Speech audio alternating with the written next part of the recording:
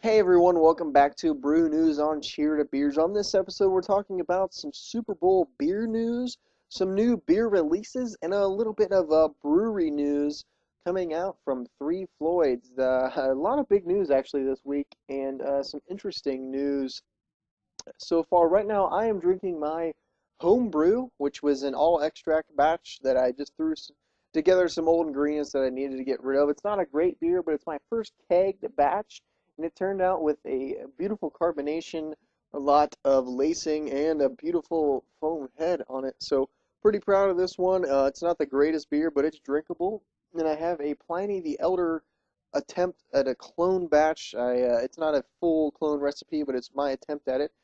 Sitting in the fermenter right now. It's actually been bubbling strong for just about a week. I brewed it 1 week ago, so that one hopefully is going to be good. I think there's actually a pound of hops in it, so should be pretty good. The first on the news is the Super Bowl. I watched the entire Super Bowl, including halftime yesterday, and I thought that it was really, really good. Just the wow factor of Seattle, blowing away Denver was unbelievable. I could not believe what I was seeing the whole time. So it was just awesome to watch that. I did also enjoy the halftime show from Bruno Mars and the Red Hot Chili Peppers. A pretty cool performance, I thought. And some of the commercials weren't bad as well. The one commercial that did obviously stand out was the Bud Light resealable bottle commercial. Resealing a bottle.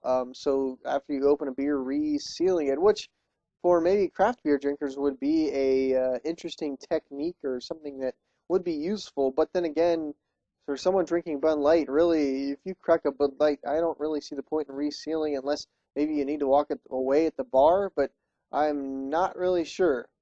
So kind of interesting. To me, it seems like it's almost promoting, to go, taking beer out of the bar with you. I'm not really sure, but an interesting commercial nonetheless from Bud Light for the resealable bottles.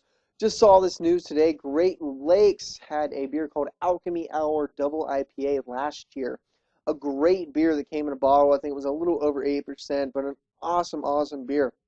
They ran into some issues with the name, and they had to change the name this year. They're calling it their Chill Wave Double IPA, and it is going to be out in 4 packs coming towards the end of February. Super excited for this one. I would like to, go to the pub and try it. Hopefully towards the end of February. I know it's going to be out in the stores, but it's always fun to head up to Great Lakes and try some of their beer. But just want to let you guys know that's coming out. I don't know if that's just Ohio. It could be see distribution around the other states as well. Wanted to mention too a new beer that just came out from Sixpoint called High Res. I actually got to try this tonight. I stopped at a bar. They had it on tap, so I enjoyed a glass of Sixpoint High Res. And for me, I'm not a really big fan of Sixpoint. I'm actually probably one of the people that dislike Sixpoint. A lot of people, rave about it.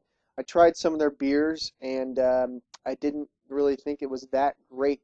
I thought it was pretty good, but it was not that special. One thing I did not like is they don't label a style on their cans, and it's hard to judge a beer when you don't actually even know what style you're supposed to be drinking. I mean, obviously, when you're drinking, you can, pretty much estimate what the style is supposed to be, but if they don't say it, then you don't really know. So I'm a little skeptical when I'm trying one of their beers. I would say that the high res though was very, very nice. It was very drinkable.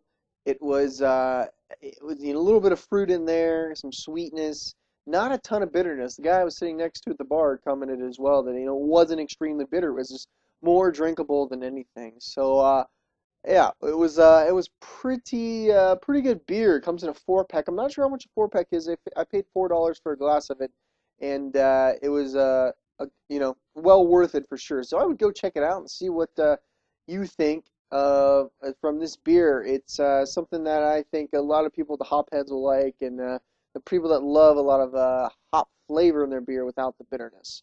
And then my final news, like I said, some brewery news, and that is Three Floyds. I cannot believe this.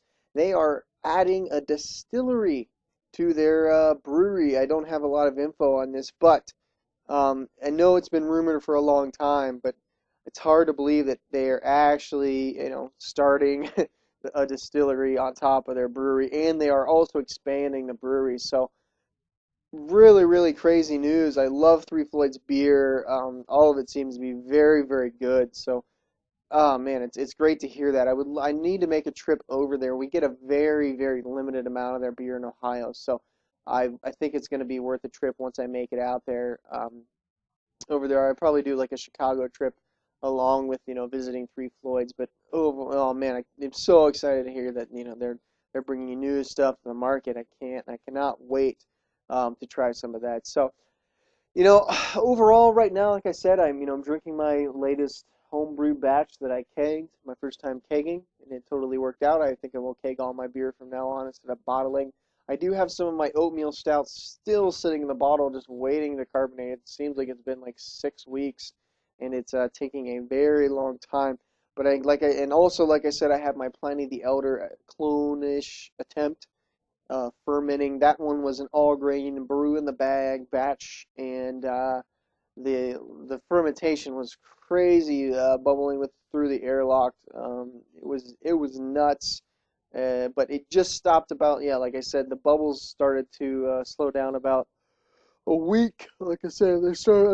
I brewed it a week ago, and it's still bubbling just a little bit, but it's probably almost done. I need to do a gravity check on that just to check and see what it ended up at. I'm hoping it ended up at least at 10:10, but 10:08 or 10:06 would be awesome because I would like it to be super dry. But overall, that's what's going on with me. So if you guys have any questions you want to ask me, any comments on these news, I didn't get a lot of comments on the last one for your top beers of 2013, but if you have those again, leave me a comment on your top beers of 2013, and I will, if I get enough comments, I will make a little um, list and talk about it on my next brew news. So until then, keep drinking.